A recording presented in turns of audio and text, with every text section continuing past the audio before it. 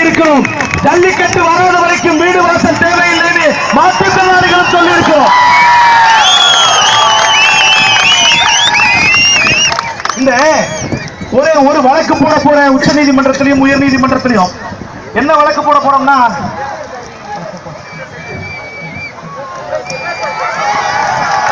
நான் ஒரு வழக்கு போட போறேன். இங்க இருக்கக்கூடிய உளவுத்துறையில இருந்து எவனாலும் தடுக்க முடிஞ்சா தடுத்துக்கோ, எவனா இங்க ஓரமா வச்சு பார்த்துட்டு இருந்தேன்னா, பீட்டா அமைப்பு பேச்ச கேட்டுக்கிட்டு KS ராதாகிருஷ்ணன் ஒரு நீதியரசர் என் மேல கண்டெம்ட் ஆஃப் கோர்ட் போடுனா போடு, அதை சந்திக்க நான் ரெடி. அதை தெரிஞ்சுதான் சொல்றேன் நானு. KS ராதாகிருஷ்ணன் ஒரு ஜட்ஜி பீட்டா பேச்ச கேட்டுக்கிட்டு ஜல்லிக்கட்டுக்கு தடை விதிச்சான் பாத்தீங்களா, அந்த ஜட்ஜுக்கு அவர் ரிட்டையர் ஆன உடனே 3 மாசத்துல பீட்டா விருது கொடுக்கிறது இது வெக்கம் இல்லாம வாங்குது.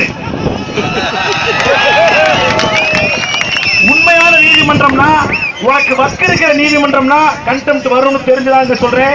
நீதிமன்ற அவமதிப்பு என் மேல வரும்னு தெரிஞ்சுதான் சொல்றேன்.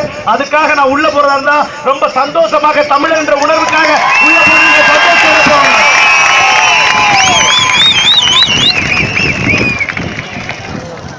KS ராதாகிருஷ்ணன் கண்டிப்பாக பீட்டா கொடுத்த அந்த